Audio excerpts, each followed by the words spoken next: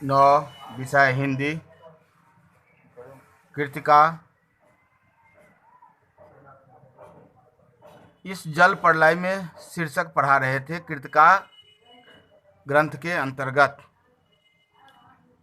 इसका सारांश समझा दिए थे, 3 प्रश्नों का उत्तर भी समझा दिए थे। चौथा प्रश्न का उत्तर से आज समझाना है। चौथा प्रश्न है, मृत्यु का तरल दूत किसे कहा गया है और क्यों? तो मृत्यु का तरल दूत बाढ़ के पानी को कहा गया है, क्योंकि बाढ़ पानी जो है वह तरल होता है,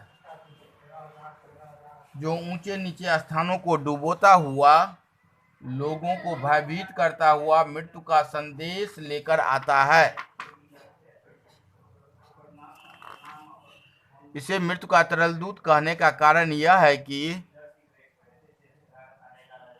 बाढ़ के कारण निचले स्थानों की फसलें, जानवर आदि जलमग्न हो जाते हैं। कच्चे मकान धराशायी हो जाते हैं। न जाने कितने लोग बाढ़ में फंसकर अपनी जान से हाथ धो बैठते हैं। बाढ़ के कारण कई बार बिजली के खंभे गिर जाते हैं। इनमें प्रवाहित होने वाले करंट के पानी में भी प्रभावित होने से जल जीव मृत्यु के शिकार बन जाते हैं। 5वां प्रश्न है, आपदाओं से निपटने के लिए अपनी तरफ से कुछ सुझाव दीजिए, अथवा बाढ़ की खबर सुनकर हमें आपदा के समय क्या करना चाहिए।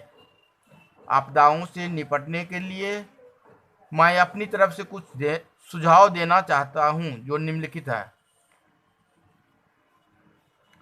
बाढ़ आने की संभावना को देखते हुए कुछ आवश्यक वस्तुओं जैसे मोमबत्ती, माचिस, ईंधन, सब्जियां, राशन, कुछ आवश्यक दवाइयों आदि का प्रबंध कर लेना चाहिए।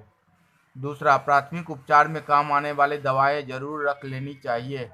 बाढ़ की स्थिति में उल्टी, दस्त, पेचिश, हैजा, मलेरिया आदि होने की संभावना बढ़ जाती है। कभी कभी ये महामारी का रूप ले लेती है। इन्हें फैलने से बचाने का उपाय अवश्य करना चाहिए। तीसरा, बाढ़ के साथ कुछ जहरीले कीड़े मकोड़े घर में आ जाते हैं, इनसे भी बचने का प्रयत्न करना चाहिए।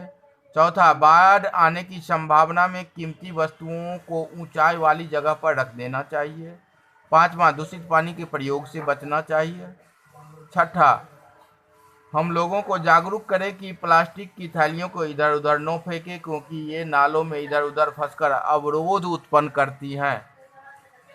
7वां, वर्षा के जल का संचयन एवं उचित प्रबंधन किया जाना चाहिए, ताकि वर्षा का अतिरिक्त जल बाढ़ का कारण न बन सके।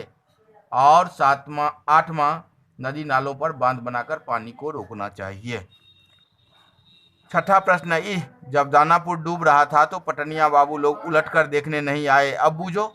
इस कथन द्वारा लोगों की किस मानसिकता पर चोट की गई है? पटना में बाढ़ का पानी बढ़ता जा रहा था। तभी बाढ़ देखने की उत्सुक भीड़ में से एक युवक ने कहा कि यह तो तमाशा देखने आ गए हैं, किंतु जब दानापुर डूब रहा था पटनिया बाबू लोग उसे देखने भी नहीं आए थे। इस कथन के माध्यम से पटना के लोगों की स्वार्थपरता, संकुचित मानसिकता, संवेदनहीनता, आत्मकेंद्रीयता पर चोट की गई है। दानापुर जब डूब रहा था तब पटना के लोगों ने वहां के लोगों की सहायता नहीं की थी, इसीलिए दानापुर के लोग ने पटना वाले पर इस प्रकार का व्यंग किए। तो आज चौथा प्रश्न से लेकर 6ठा प्रश्न तक का उत्तर समझा दिया हूं। बाकी प्रश्नों का उत्तर अगले क्लास में समझाएंगे।